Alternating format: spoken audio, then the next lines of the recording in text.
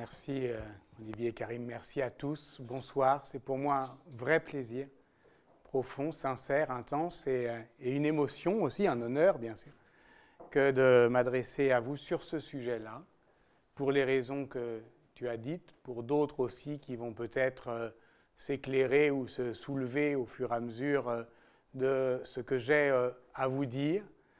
Je suis effectivement indécrotablement historien, donc je parle d'images sans les faire voir, avec le secret espoir qui a un peu de quelque chose quand même malgré tout de l'image qui se tient ou se retient simplement par le fait même de la dire. Au fond, il s'agira de cela aussi, et puisque d'une certaine manière, il m'est difficile personnellement de quitter Sienne, qui est le paradis des architectes, mais un paradis dans lequel, d'une certaine manière, c'est ce que je vais essayer de montrer, au fond, on peine à être chassé. Or, il y a bien un moment où il faut être chassé du paradis.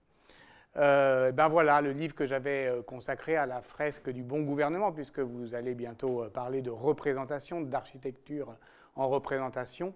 Elle commençait non pas exactement in situ, mais un peu à côté, devant le palais où était la fresque qu'on ne voyait pas. Et elle commençait avec quelqu'un qui, 100 ans plus tard, parlait de ce qu'on ne voyait pas, mais de ce qu'il cherchait justement à imaginer. C'était Bernardin de Sienne. Et c'est en pensant à lui que je me suis dit, ben voilà, on va repartir de là peut-être. Et d'une certaine manière, essayer de faire se lever quelque chose à partir de la manière de le dire. Parce que voilà, si j'avais envie de repartir de Sienne, c'est parce que, je ne sais pas vous, mais moi, je ne sais pas le moyen de me perdre à Sienne. Or, comme vous le savez, ne pas se retrouver dans une ville, c'est très banal comme expérience, il suffit d'un peu d'ignorance, mais s'égarer vraiment comme on s'égare dans une forêt, voilà qui demande, c'est Walter Benjamin qui le disait évidemment, une grande éducation. Dans ses enfances berlinoises, Walter Benjamin pose cette distinction cruciale entre se perdre et s'égarer, avant de préciser, c'est Paris qui m'a enseigné cet art de s'égarer.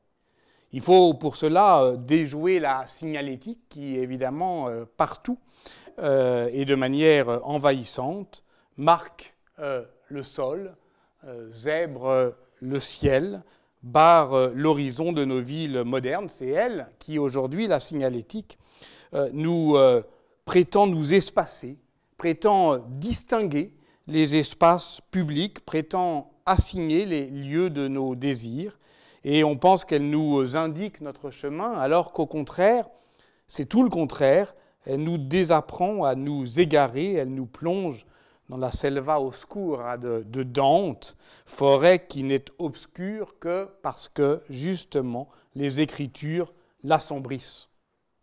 Ben oui, parce que dans la forêt de Dante, ce n'est pas seulement que les chemins viennent à manquer, c'est qu'étant entouré de tous les chemins possibles, le promeneur, incapable de se perdre, est perdu à jamais.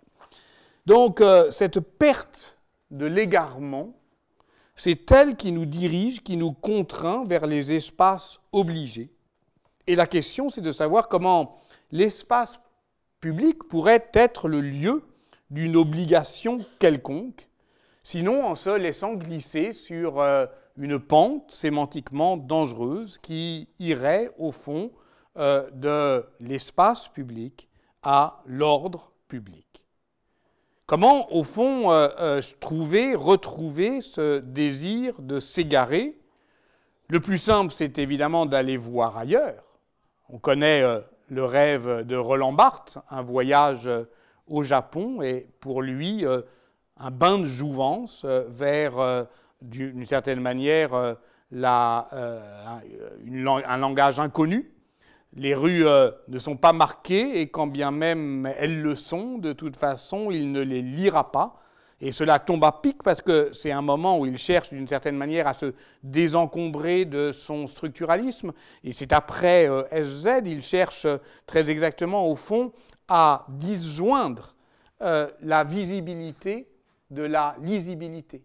Faire en sorte que l'espace soit visible mais pas lisible par une éthique du signe vide. Et Barthes est frappé par ce qu'il appelle l'extraordinaire finesse du traitement du signifiant qui ne laisse aucune place au non-signe, mais il admire davantage encore le fait que cet empire des signes, ultimement, ne veut rien dire, qu'il est, je cite, strictement sémantique et strictement athée.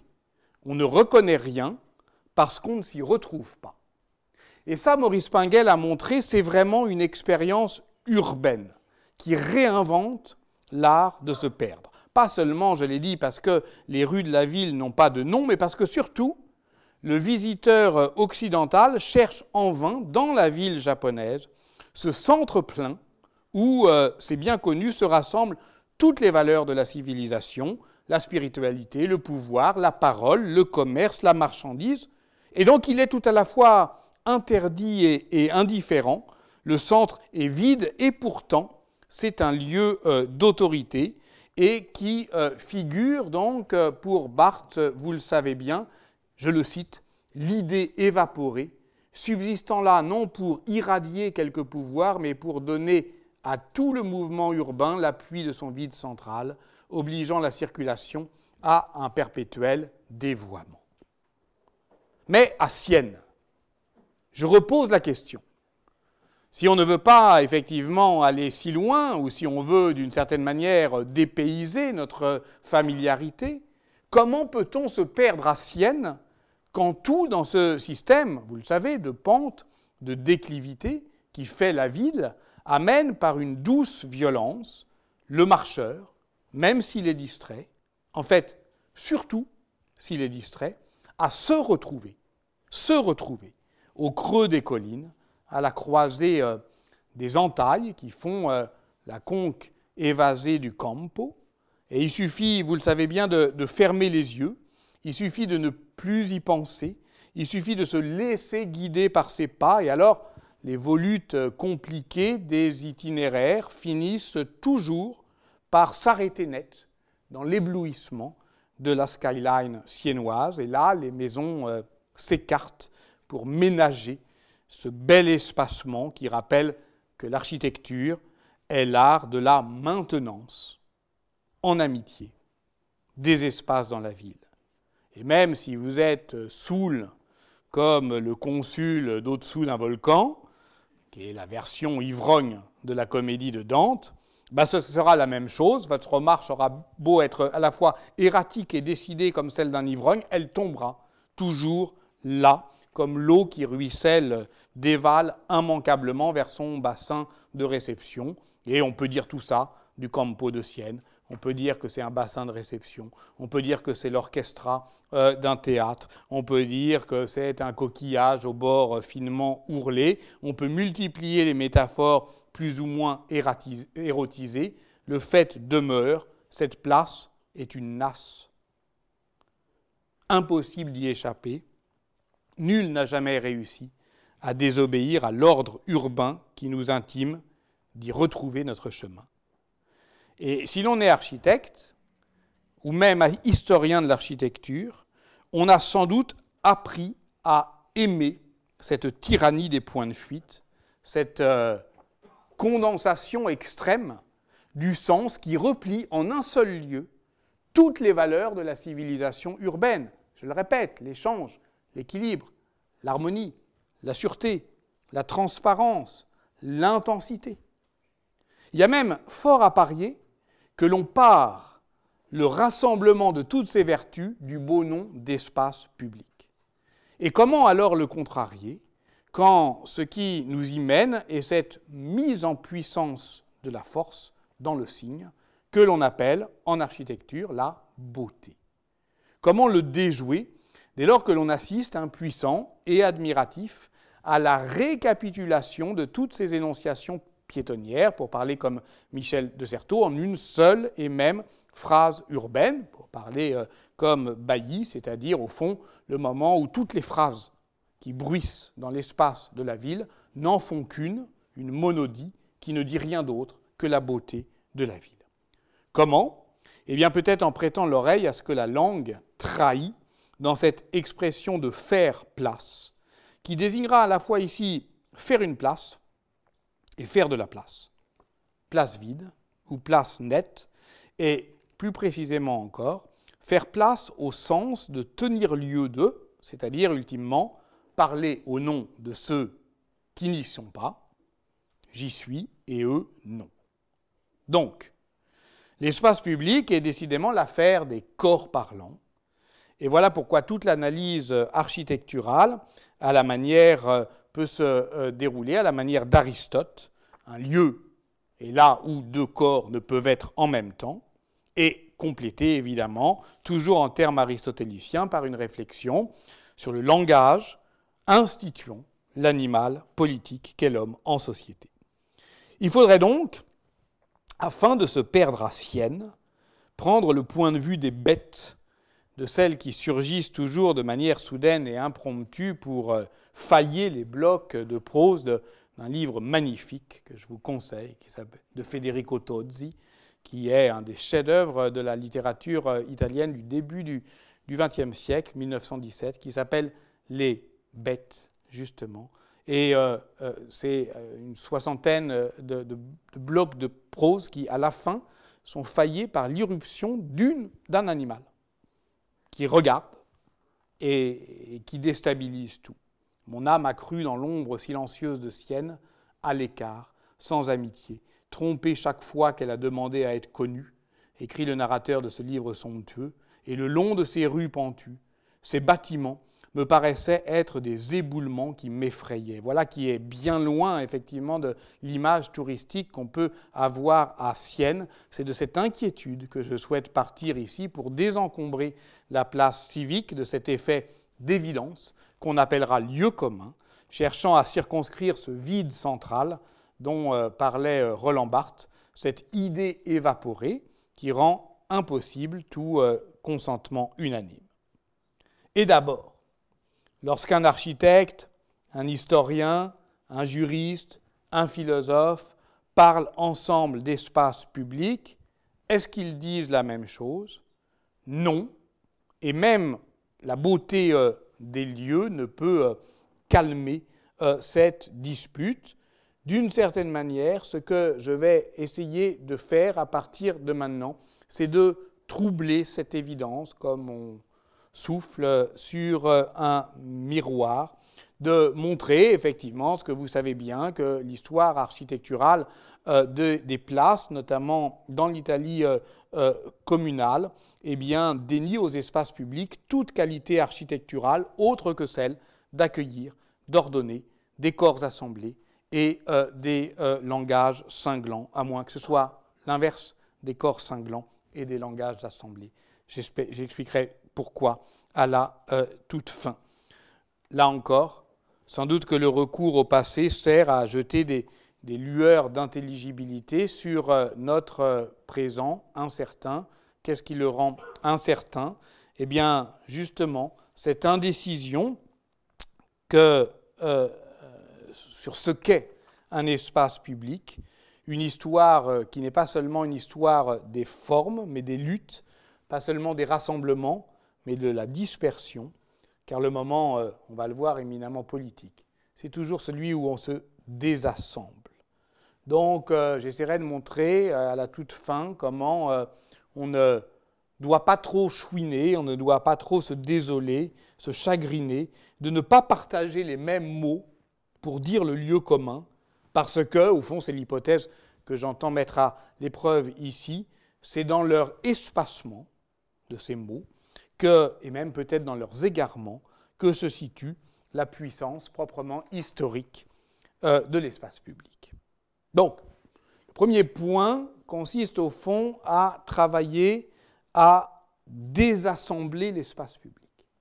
Telle est ma proposition. Partir de cette place civique italienne, où semblent se superposer idéalement toutes les qualités architecturales, politiques, juridiques, philosophiques de l'espace public, pour tenter de les écarter, de profaner au fond, au lieu même de son apothéose, cette fausse évidence visuelle qui agit comme un piège à regard, mais aussi, je vais le suggérer, comme une nasse.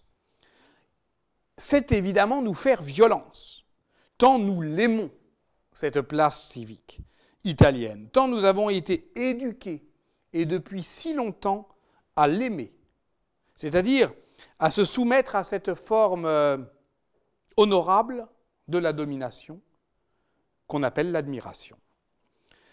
Mais de cela, il faudrait aussi pouvoir faire la généalogie, ne serait-ce que pour restaurer l'art de se perdre.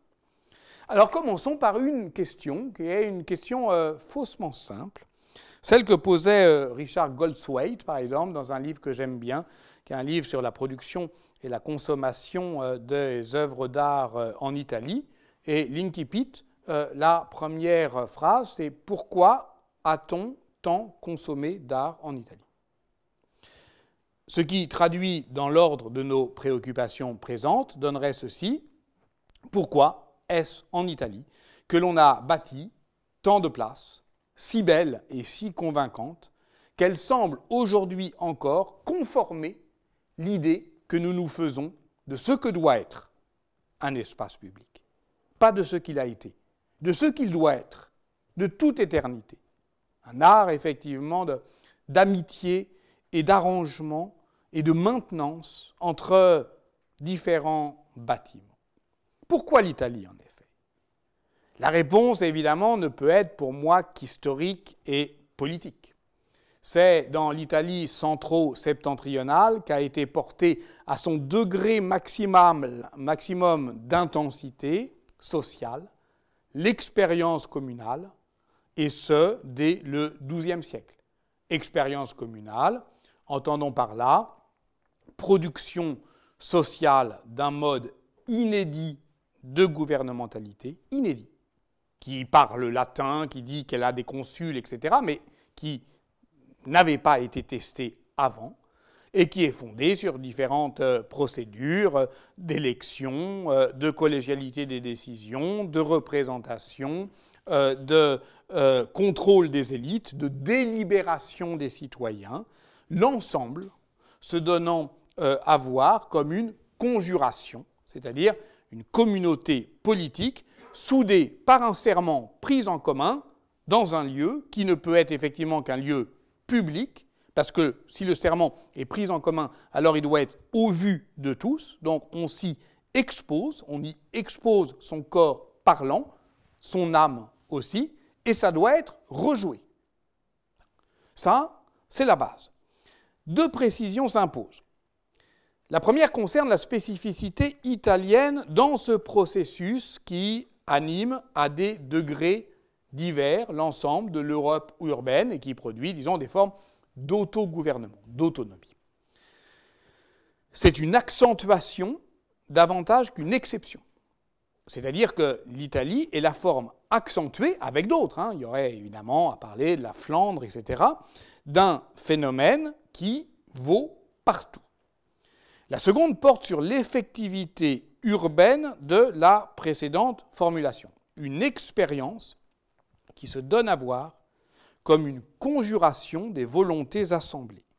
Parce que les espaces publics dont on va parler sont bien davantage que le décor de cette scène politique. C'est, d'une certaine manière, de ce théâtre, le protagoniste principal. Autrement dit, la ville joue le premier rôle dans la nécessité, effectivement, de répéter la fondation. Il convient donc de repartir alors de la morphogénèse des espaces bâtis. La fabrique de la ville fut dans l'Italie communale, je dirais, la poursuite de la guerre féodale par d'autres moyens. C'est-à-dire qu'il y a d'abord, il n'y a pas du tout, comme on peut l'imaginer, l'étalement d'un idéal d'ordre public à partir d'un espace polarisé autour des églises et des palais. Non, il y a l'étoilement de la domination sociale à partir de l'ancrage territorial des lignages qui, d'une certaine manière, fondent leur puissance dans l'enracinement lignager et qui constituent le principal le ressort de d'agencement des territorialités urbaines. Il faut, par exemple, tout l'effort de communication politique d'une ville comme Venise pour faire oublier que la puissance publique est la tare venue d'une ville qui s'est d'abord construite par initiative privée, puis par stratégie des ordres religieux. Il n'en demeure pas moins qu'à partir du XIIIe siècle, justement, on a des politiques édilitaires qui sont mises en œuvre par les communes, surtout dans leur phase populaire, c'est-à-dire à partir du moment où l'élargissement de la base sociale des régimes autour de 1250, qu'on appelle les régimes di popolo, les régimes de peuple, eh bien, amène d'une certaine manière l'institution non seulement à se réformer, mais à s'accomplir du point de vue politique. Et tout cela accompagne les lentes et patientes conquêtes de l'espace public qui viennent d'abord nuancer, puis contrarier les solidarités de voisinage qui sont dominées par ce que les historiens de l'architecture, par exemple à Gênes, appellent l'urbanisme du privé. Alors évidemment, l'historiographie a longtemps célébré le développement d'une cité qui était unifiée par les murailles, qui était aimantée par les places civiques, qui était aérée par une vision désencombrée, qui manifestait la capacité nouvelle des élites à concevoir un aménagement global de l'espace urbain. On sait aujourd'hui que cette imposition d'un nouvel ordre passe par des initiatives d'apparence beaucoup plus modestes, qui travaillent notamment des espaces actifs de sociabilité agissante, comme le puits. Par exemple, qu'est-ce qui fait qu'un puits vénitien soit un équipement public? Ce n'est pas sa forme, ce n'est pas son lieu, ce n'est pas sa signalétique. Je parlais de signalétique tout à l'heure, le timbre évidemment, le lion de Saint-Marc. Non, non, c'est les gestes qu'il produit. Parce qu'il y a une guerre des puits à partir du XIIIe siècle. Les puits étaient évidemment capturés par le lignage. Il fallait, pour aller chercher de l'eau à Venise au XIIIe siècle, eh bien, rentrer véritablement dans la curia, c'est-à-dire dans des espaces semi-fermés qui étaient dominés par le lignage. Et donc, quelque chose d'assez simple, c'est-à-dire d'aller chercher de la flotte, se faisait sous le regard, plus ou moins bienveillant, du dominant. Et donc, d'une certaine manière, les conquêtes de l'espace public, ce n'est pas du tout des grandes affaires architecturales, c'est effectivement d'autres gestes que l'on va induire à partir d'autres emplacements, d'autres lieux, et un maillage qui va desserrer, vous le voyez, cet enracinement lignager. Et d'une certaine manière, et c'est pour ça effectivement qu'ensuite, La Fontaine est le cœur des conquêtes du public dans l'Italie communale, pas parce qu'elle le symbolise, mais parce que l'eau est le matériau politique par excellence. Et quand on voit l'effort presque démentiel sur le plan financier et, je dirais, technique que représente justement la Fontaine de Sienne, les Bottini ou même de Pérouse, pour ramener l'eau au centre, on comprend qu'il y a là un enjeu majeur qui ne symbolise pas la politique, qui est la politique. C'est rien d'autre que ça, la politique. Et évidemment, ça requalifie l'espace à partir des gestes. Tout le reste, le décor, etc., ça l'accompagne. Mais fondamentalement, c'est un changement de la vie de relation urbaine dont il est question. Donc c'est un effort qui est urbanistique, qui est réglementaire, qui est social, qui consiste à redélimiter des espaces publics, non pas en leur affectant des propriétés architecturales précises, mais en les normant, en faisant effectivement une pratique sociale qu'ils accueillent et qu'ils suscitent. Donc, un espace public, c'est moins un lieu qu'un usage social de ce lieu. Certaines règles de comportement définies par les statuts communaux qui distinguent toujours, par exemple, les trafics licites, les trafics illicites, les endroits où on peut se prostituer, les autres où on ne peut pas, les endroits où on parle d'une certaine manière et les autres où on parle d'une autre manière, la façon de se tenir, voilà. Tout ça, c'est une énonciation, c'est une qualification. Et les statuts urbains commencent toujours par identifier des espaces qui sont libérés de l'étreinte de l'appropriation privée, places, marchés, à bord des grandes églises, puis à partir de ces points d'appui, diffusent peu à peu les normes, qui sont des normes de comportement, des gestes, des paroles, en élargissant l'emprise et en dilatant effectivement constamment la géographie. Et à partir d'un certain moment, il faut délimiter. Et ça, c'est dans un deuxième temps. C'est, disons, fin XIIIe. Il y a toute la question, effectivement, de la limite du partage entre l'espace public et l'espace privé.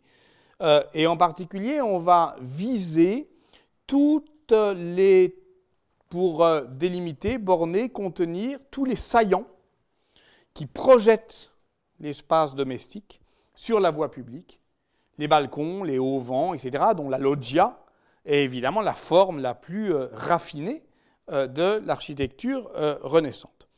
Un document caractéristique de cette ambition, c'est le Liber Terminorum de Bologne, qui est dressé en 1294, qui résulte d'une enquête diligentée par les 8 maîtres de la voirie, assistés de notaires, d'arpenteurs, pour vérifier l'emplacement de 460 bornes dans la ville, qu'on place, évidemment comme on les place, d'autres les déplacent, pour désigner, au fond, le partage. Des bornes de marbre plantées par la commune 40 ans plus tôt, et évidemment, elle va en installer de nouveaux, et c'est quelque chose de fondamental pour désigner, au fond, ce qu'on redoute. Et qu'est-ce qu'on redoute à ce moment-là? C'est moins l'enclave que la confusion. S'impose désormais une délimitation plus tranchée, où la coupure nette de la façade triomphe sur, disons, les coutures plus frangées des portiques et des loggias au XVe siècle. Avec une dernière épreuve de force à Florence, extrêmement bien documentée, dans le dernier tiers du XVe siècle, autour de la loggia des Rucellai, qui est effectivement la machine du lignage pour projeter sur l'espace public une vie de relation dont elle a, d'une certaine manière, les règles, et qui est une façon pour elle de s'emparer de l'espace public contre laquelle, effectivement, les réglementations urbanistiques eh bien, se battent. Et elles se battent, au fond, pour éliminer toutes ces interfaces, tous ces lieux où, d'une certaine manière, les dominants peuvent encore côtoyer leurs clients. C'est l'espace, effectivement, fondamental de la loggia. À la fin du XVe siècle, c'est terminé. Et ce qu'on appelle, nous, tout fiers de cette beauté et de cette symétrie enfin retrouvée, l'architecture de la Renaissance, n'est rien d'autre que l'esthétisation de la ségrégation urbaine. Voilà. C'est à ce moment-là, c'est terminé. C'est vraiment terminé. Il y avait toujours eu des quartiers pauvres, mais il n'y avait pas encore de quartiers riches. C'est-à-dire que le cœur des villes était toujours bigarré. Pourquoi? Parce que les grands les dominants, le patriciat, avaient besoin de vivre entourés des des dépendants. C'est encore le cas des Médicis, c'est plus le cas des Strozzi. À la fin du XVe siècle, c'est terminé. Je parle là pour Florence. Esthétisation n'est sans doute pas le bon mot pour désigner ce discours d'escorte des pouvoirs qui s'inscrit au sol comme récit d'espace. Mieux vaudrait dire mise en beauté de la ségrégation urbaine. Mise en beauté de la ségrégation urbaine en se souvenant de la leçon d'Alberti, toute mise en beauté est une mise en défense, puisque le pouvoir de bâtir est d'abord un désir de se mettre à l'abri du regard des envieux. Il l'écrit dans son De Re Edificatoria. Or, la beauté obtiendra même de la part d'ennemis acharnés qu'ils modèrent leur courroux et consentent à la laisser inviolée. Autrement dit, elle est proprement désarmante. C'est supposer l'universalité et l'invariance d'une disposition anthropologique à la saisir. Je cite toujours dans la traduction de Pierre, on peut s'en étonner et se demander pourquoi la nature nous fait immédiatement sentir à tous, ignorants comme savants, ce qu'il y a de juste ou de vicieux dans la conception des choses et dans leur exécution, en particulier dans ces questions où le sens de la vue l'emporte en acuité sur tous les autres.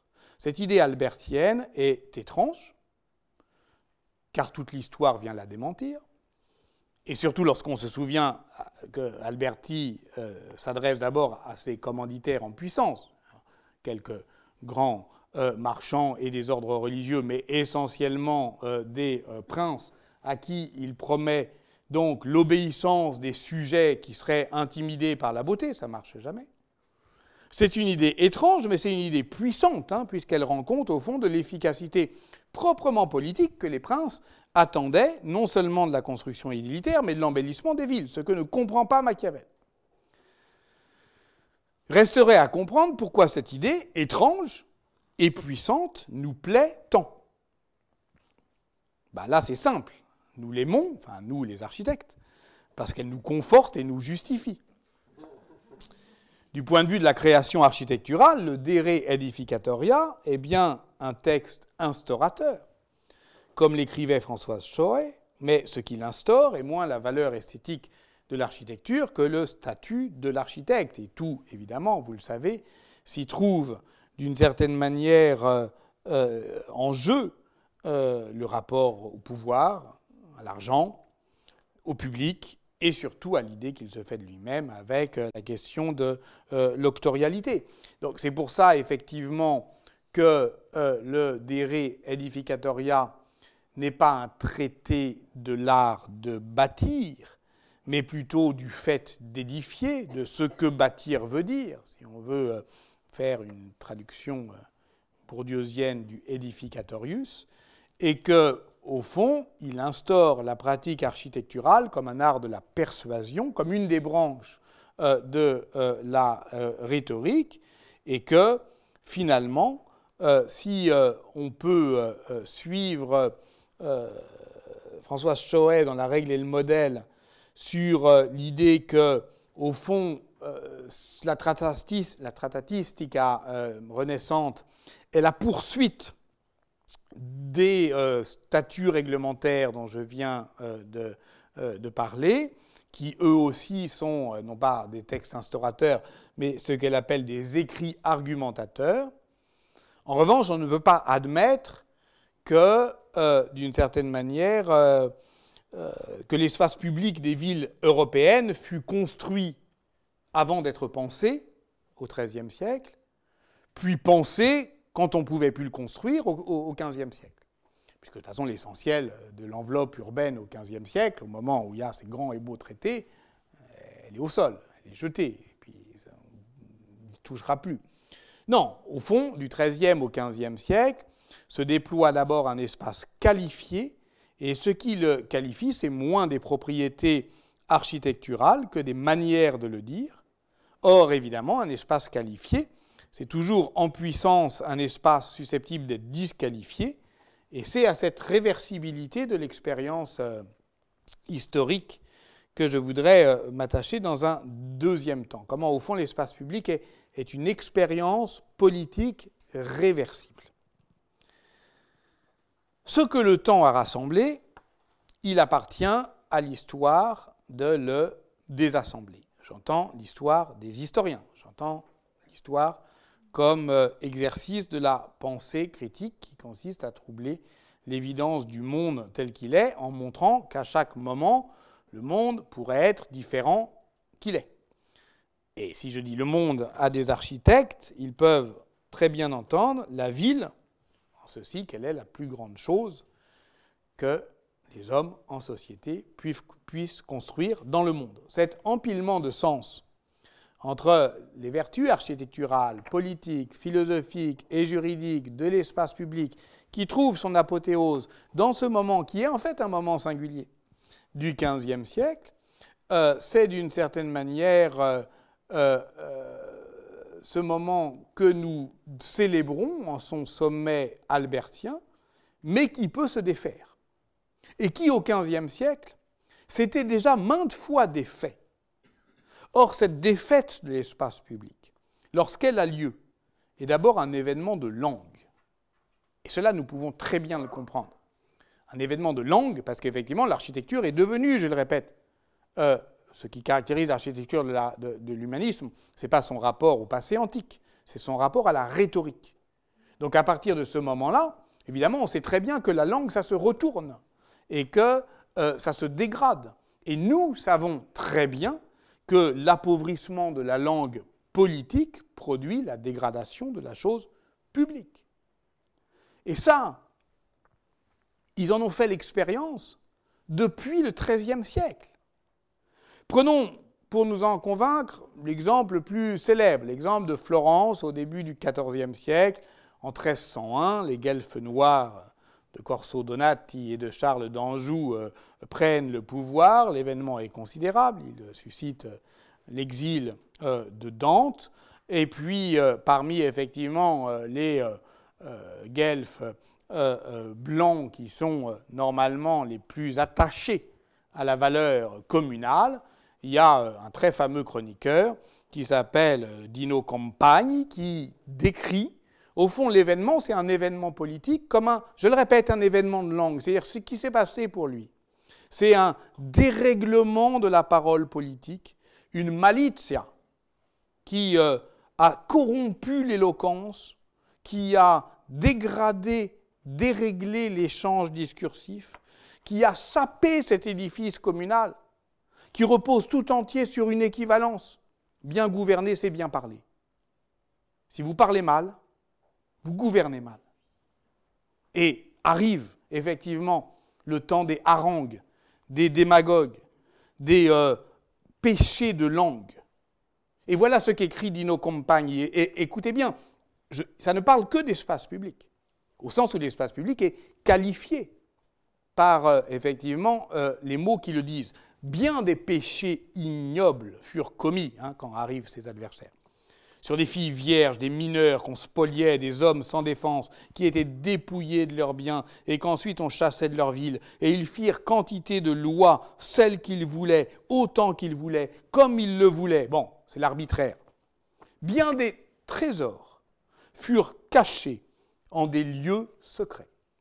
Bien des langues se retournèrent en quelques jours. Quantité d'injures furent lancées contre les anciens prieurs, à grand tort, par ceux-là même qui auparavant les avaient magnifiés. C'est très intéressant, cette histoire des langues qui se retournent et des trésors qui sont cachés dans les coins. Pourquoi ? Parce que ce qui s'empile ici, c'est vraiment une politique de l'espace public en tant qu'elle aligne un idéal de transparence sur 3 pommes de discorde du popolo, de la vie politique dans la cité communale, que sont la fiscalité, l'édilité et la justice. Dans les 3 cas, ce que veut le popolo, qui n'est pas le peuple, qui est disons, la classe non féodale de la bourgeoisie d'affaires, ce que veut le popolo, c'est l'inquisition fiscale, c'est l'enquête judiciaire et c'est la visibilité urbaine, que tout soit rendu visible. Voilà. Inquisition fiscale, qu'on voit qui gagne quoi, et qu'on puisse effectivement déclarer sa fortune, mais surtout que d'autres puissent vérifier.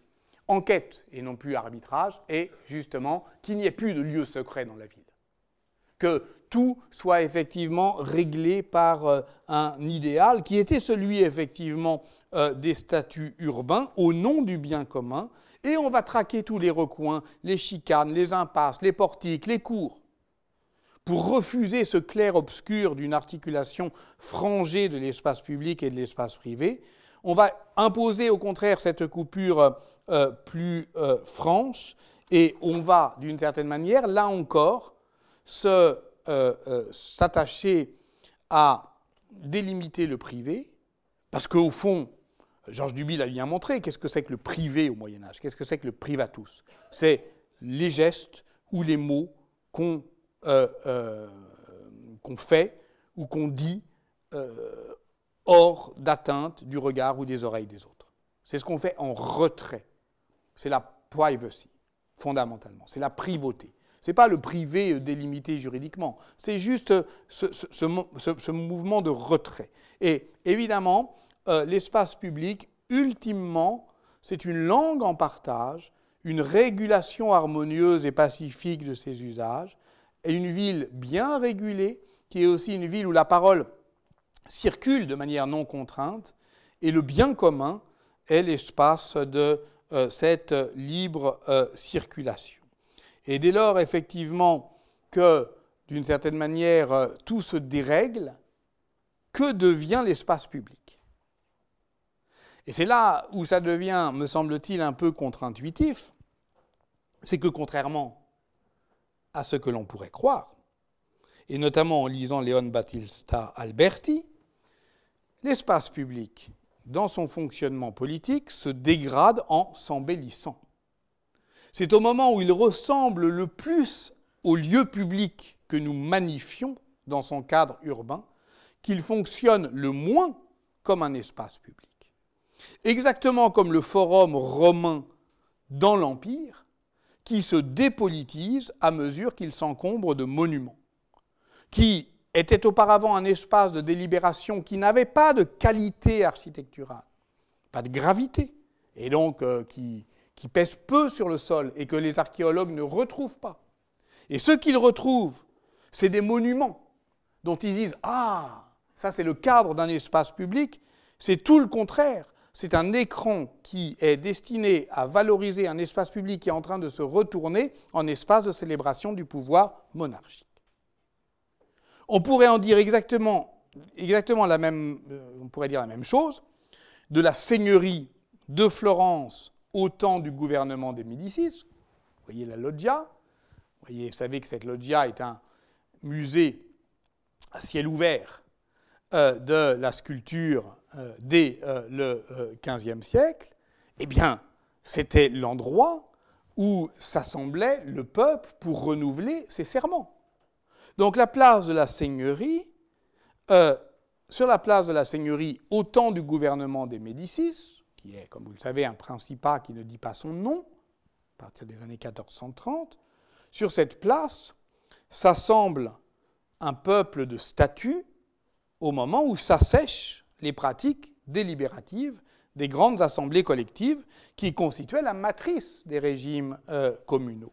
Parce que au départ, c'était ces pratiques délibératives des assemblées urbaines, notamment ce qu'on appelle l'arengo en Italie centrale ou le concio en Italie du Nord, qui ont précipité la création de ces lieux propres que sont la place civique, qui était envisagée comme lieu d'une parole politique, lieu d'échange, lieu de confrontation. Il faut quoi? Il faut juste de la place. Rien d'autre que de la place. Ce n'était pas forcément sur la place. Si c'est un cimetière, c'est un cimetière. Si c'est une église, c'est une église. Si c'est même le palais d'un noble et qu'on l'a à l'œil et qui se tient correctement, ça peut être ça. Ça n'a aucune importance. Mais à partir du moment où ça se monumentalise, c'est que quelque chose se passe, et ce quelque chose, c'est justement la dégradation de la parole, l'assèchement de la vitalité politique, ou la poursuite des politiques de bien commun par une inversion douce des signes au profit de la célébration dynastique des seigneurs qui sont en train de mettre la main sur ces régimes communaux et qui utilisent une éthique de la dépense qu'on appelle la magnificence pour à la fois investir, embellir et neutraliser ces espaces de délibération. Ce que je connais le moins mal, le Broletto par exemple de Milan, à partir de 1288, il commence à être peuplé par toute une série, c'est ce qu'on appelle l'évergétisme, hein, c'est très joli, hein, par toute une série d'initiatives architecturales des seigneurs de Milan, hein, qui en font la place qu'on peut voir aujourd'hui par toute une série d'ajouts, la Loggia dei Ossi en 1316, le portique d'Azzone, etc. Et à la fin, c'est très joli, mais il n'y a plus de place pour s'assembler. Et un espace de délibération politique devient le lieu de la célébration du pouvoir. Thierry Pacaud a écrit de l'espace public que c'est un singulier dont le pluriel, les espaces publics, ne lui correspond pas. Car en tant qu'il désigne fondamentalement, je veux dire dans sa dimension habermasienne, l'usage public de la raison, c'est-à-dire la capacité d'une société moderne à exposer, au-delà d'une simple logique de déploiement de la puissance, les conditions de possibilité de ce que les juristes aujourd'hui appellent un désaccord raisonnable. Voilà. C'est le lieu où se déploient et s'articulent des désaccords raisonnables. Eh bien, si c'est ça, l'espace public, il n'affecte qu'accidentellement une dimension spatiale. On peut d'ailleurs soutenir l'idée que la traduction de l'Öffentlichkeit en espace public plutôt qu'en sphère publique, comme c'est le cas de toutes les langues européennes, mais la langue française spatialise les notions abstraites particulièrement, c'est là son génie, est un accident de traduction. Parce que l'Öffentlichkeit n'est qu'accessoirement, n'est qu'accidentellement un espace. Voilà pourquoi il est si important de distinguer l'espace public des lieux publics, car l'espace public peut se déployer ailleurs que dans les lieux publics, et quand il se déploie dans les lieux publics, il n'a pas besoin d'eux pour advenir. Donc dire de l'espace public que c'est une potentialité du devenir historique, c'est donc bien décrire, comme je tâche de le faire ici, un espace public en puissance. C'est ça mon titre. L'espace public en puissance. C'est-à-dire, au fond, puissance d'être et de ne pas être. Ça se déploie comme une sphère détachée de l'État, où s'éprouve l'usage public de la raison, mais ça peut aussi se replier dans la gloire illusoire des acclamations. En ce sens, effectivement, on peut parler avec Oscar Necht, par exemple, qui est un habermasien de gauche, d'espace public occasionnel, hein, c'est-à-dire qui s'ouvre et qui se referme. Lorsque, avec Nicolas Offenstadt, on a mené une enquête sur l'espace public au Moyen-Âge, ce qui nous intéressait, c'était évidemment pas le Moyen-Âge d'Habermas, parce que lui, il veut que l'espace public naisse effectivement comme archéologie de la société bourgeoise au XVIIIe siècle dans les cafés londoniens. Donc il a un Moyen-Âge de décor. Il faut que... Voilà, c'est le fond de la piscine sur lequel on donne un petit coup de talon pour remonter. Mais ça ne l'intéresse pas. Et nous, ça ne nous intéresse pas de dire que ça ne l'a pas intéressé ou qu'il n'aurait pas dû voir les choses comme ça. Non, ce qui nous intéressait, c'est de voir que son Moyen-Âge, d'une certaine manière, était une promesse non tenue dans son livre, mais aussi dans l'histoire. Et donc, il y avait là une potentialité inaboutie, un devenir, un futur non advenu, comme on dit aujourd'hui. Voilà. C'est ça, la puissance du passé.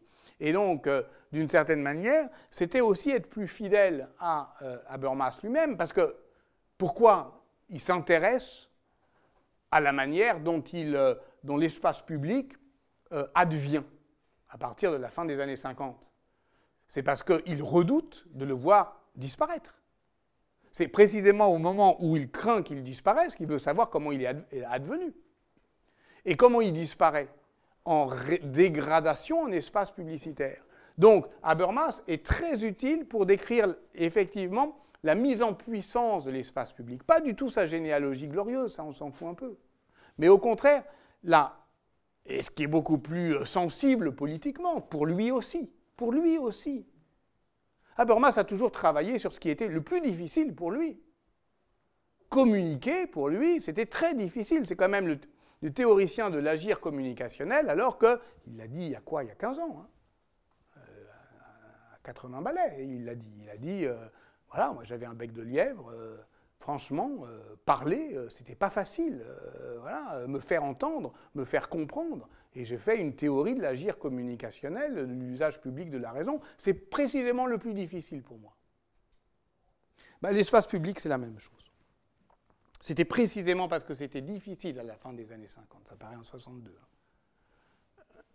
Et parce qu'il sentait que c'était réversible, que ça pouvait se retourner comme un gant, que ça avait un intérêt. Voilà en quoi Habermas peut servir de guide dans l'histoire de la mise en puissance du passé par l'observation inquiète des espacements publics. C'est ma troisième partie, mais j'en ferai une sorte de conclusion, hein, parce que le temps presse. Des espacements publics ou le passé en puissance.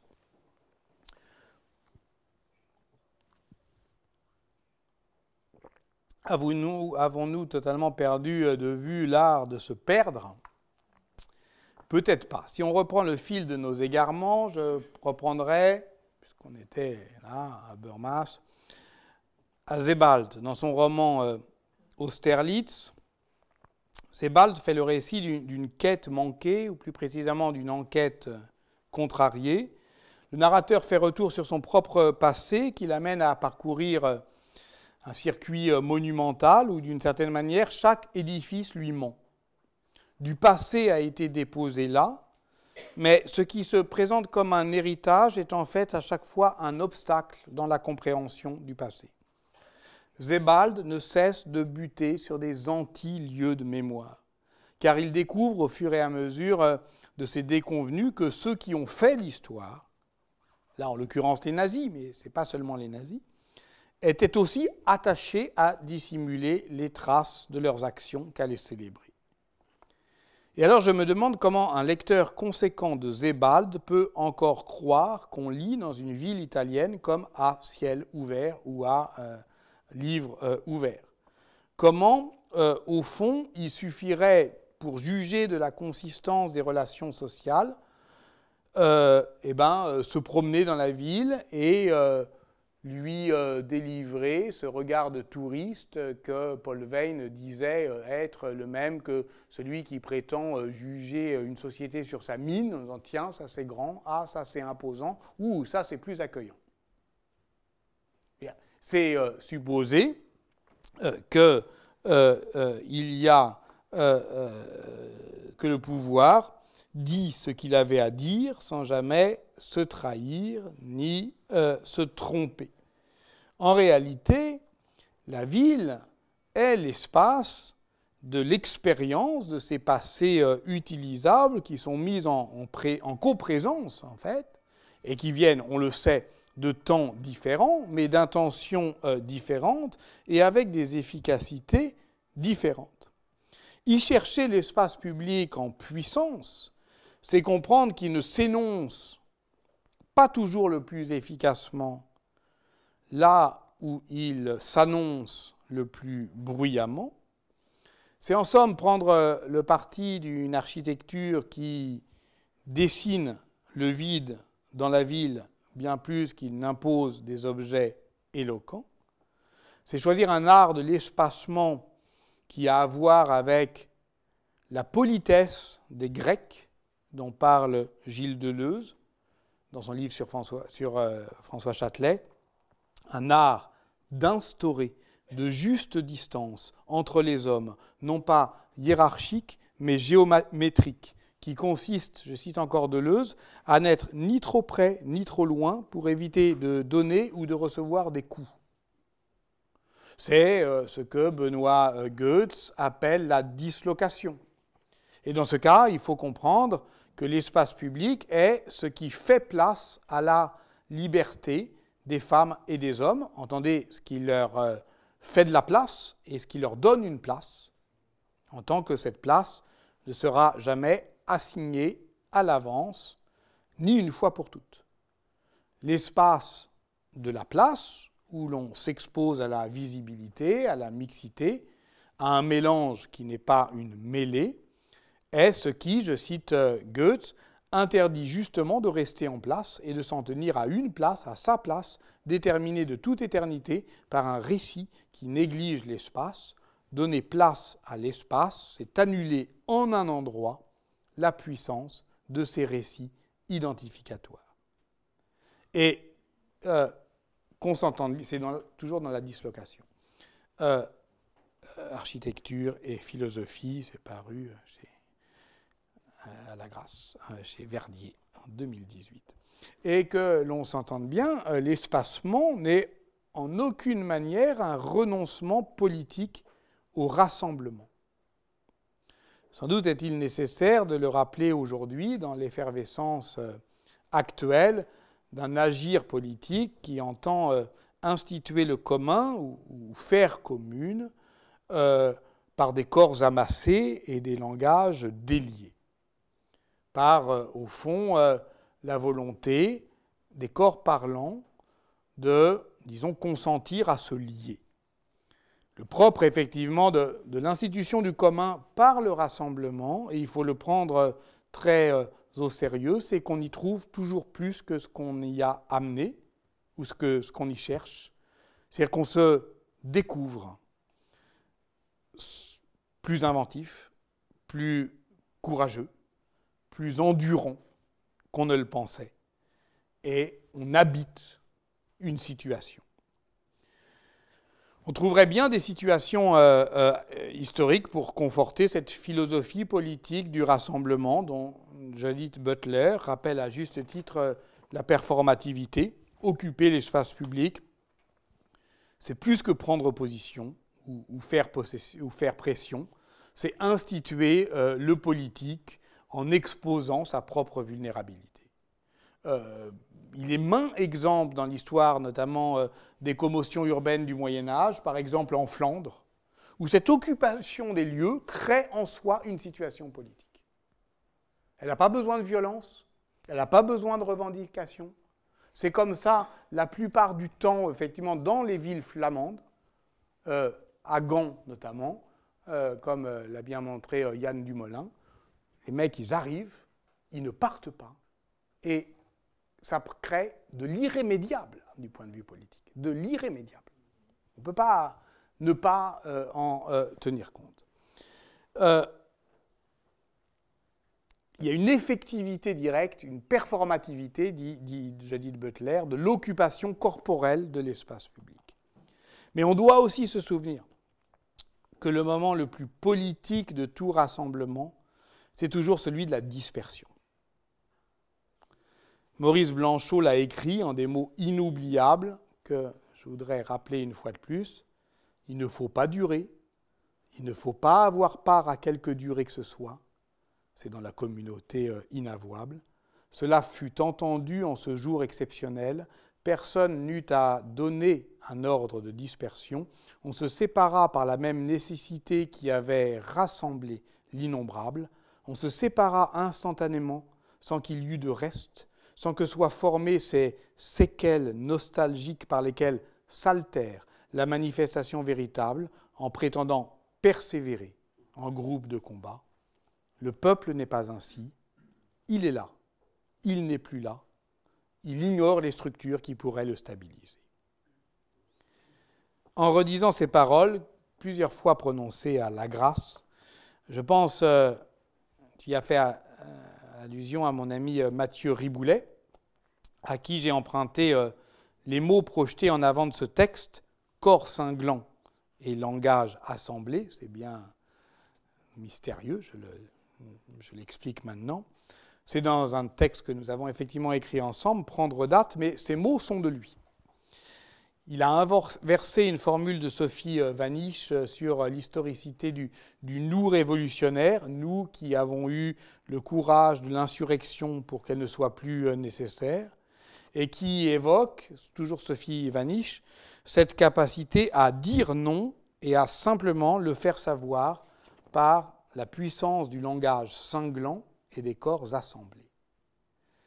Et Mathieu Riboulet retourne l'expression, c'est-à-dire qu'il la poétise, c'est-à-dire qu'il la politise. Écoutez, le corps que nous formons depuis 1789 n'est pas un mythe, n'est pas qu'un mythe. Dans 5 jours, le 11 janvier, nous en ferons à nouveau l'expérience aux yeux du monde, lequel n'aura alors pas assez d'alphabet pour le décrire, et ce reflet renvoyé en langues étrangères nous laissera pensifs, rassérénés peut-être, provisoirement, mais pensifs. Il n'est de corps cinglant, de langage assemblé, qui ne se pulvérise, qui ne se désassemble. Car nous avons peu à peu déserté la grande place ouverte où nos corps se rejoignent pour prendre la parole. Alors, un mot de conclusion quand même, s'agit-il d'une désertion ou d'une dispersion ? En cherchant à désassembler la notion d'espace public, me suis-je perdu dans l'art de se perdre ? Je ne crois pas, parce que nous n'avons pas terminé tout à fait avec cette grande place ouverte avec laquelle, pour ma part, j'ai eu d'autres rendez-vous. Je parlais de la place de la République. Ce qui reste, une fois qu'on a renoncé à la monumentalité, ce qui reste, le plus banalement du monde, dans cet espace liquide et glissant qui est devenu et neutre et gris et sans qualité, qui est devenu la place de la République. Ce qui reste, c'est un lieu commun. Ainsi, en faisant de la notion d'espace public un lieu commun, je crois qu'on ne la rabaisse pas plus intellectuellement que politiquement. Il s'agit tout au contraire de revenir à la définition rhétorique d'Aristote, glosée par Barthes, donc je reviens là où j'ai commencé, qui opposait les lieux spécifiques du discours spécialisé des sciences aux lieux communs, qui constituent les arguments accessibles à tous d'un discours général, et donc pour créer les conditions d'un espace public, c'est-à-dire le lieu où on va pouvoir s'affronter en des désaccords raisonnables pour faire usage public de la raison. Un lieu commun met en commun ceux qui s'y retrouvent et suscite par conséquent moins l'adhésion que la reconnaissance. On s'y retrouve. Le sentiment immédiat d'identification. Et pour garder cette fluidité, cette labilité, eh bien, il faut qu'il y ait de l'implicite. On peut même aller plus loin et dire avec Jocelyne Darlia, qui a étudié ça dans le monde arabe, que la banalité du topos configure une communauté culturelle.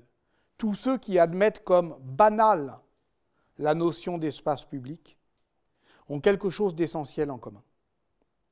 Et donc, on n'a pas à se chagriner de nos disputes sur l'espace public. On n'a pas à se désespérer du fait qu'évidemment, il n'y a pas de définition stabilisée. C'est au contraire cet implicite qui se prête toujours à des jeux de politisation et de dépolitisation qui transforme la capacité d'identification, de mise en commun des acteurs qui reçoivent comme banal, évident, indiscutable.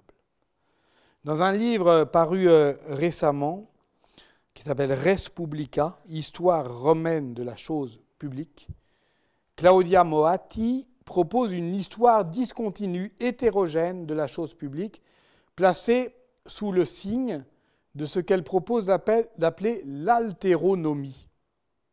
C'est-à-dire, alors on connaissait les hétérotopies de Foucault, on peut même réfléchir à ce qu'est une hétérochronie, comment le temps devient étranger à lui-même, mais l'haltéronomie, c'est l'aptitude sociale, je la cite, à l'imagination politique, à l'altérité comme à l'altération, au clivage dans les conceptions et les pratiques.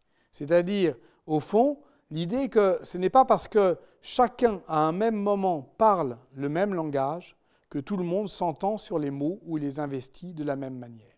Et que de cela, on n'a pas à s'inquiéter, que, au contraire, reconnaître l'altéronomie dans la capacité à former société, c'est saisir ce que Nicole Laureau appelait pour la cité grecque le lien de division, la stasis, c'est-à-dire au fond la forme la plus raffinée de la dimension de la fondation civique, c'est-à-dire le lien de division, ce qui nous arrête et nous retient. C'est ultimement, au fond, ça dont il est question. Alors, je ne peux pas décrire la complexité des mutations, des ruptures, des résurgences de cette histoire fragmentaire et discontinue qu'elle fait de la chose publique. Je dis juste qu'au fond, ce qui est le plus intéressant pour moi, c'est que ça ne renvoie pas à une origine, ça ne renvoie pas à une essence, ça ne renvoie pas à un modèle à imiter. Qu'au fond, ce qui demeure à la toute fin, c'est, je cite, une référence mobilisatrice, la République, qui ne permet pas assurément de définir la nature de la res publica, mais qui dit quelque chose d'unique, que la chose publique est incertaine et imprécise, fluctuante et ouverte en tant qu'elle est du ressort des citoyens, l'effet même de leurs rapports conflictuels, de leur dissensus originaire et surmontable, seule condition de la politique comme monde commun. Ce caractère insaisissable de la res en fait ce que Claude Lévi-Strauss appelle un signifiant flottant. Il s'applique à un nombre infini de référents matériels ou immatériels qui peuvent dire quelque chose ou non. Songez que non seulement la res publica romaine n'est pas la République, n'est pas un régime, elle ne le sera qu'au XVe siècle, mais que la res n'est même pas nécessairement une chose.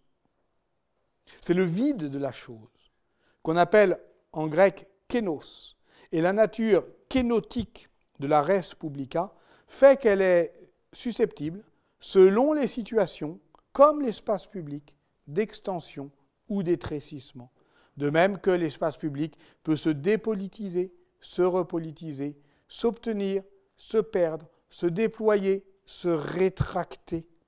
Et dès lors, cette indistinction originelle, cette acception floue, non substantielle des choses révèle une ontologie de l'action.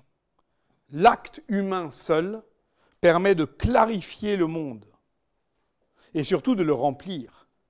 Le monde n'existe qu'en tant qu'il est l'objet de l'intérêt des citoyens ou de leurs conflits.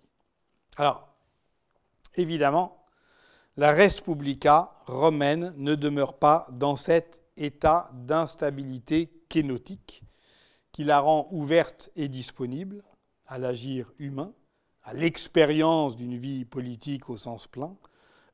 Très vite, les juristes, les philosophes s'en emparent, la monumentalisent, l'ornent et la mettent en ordre.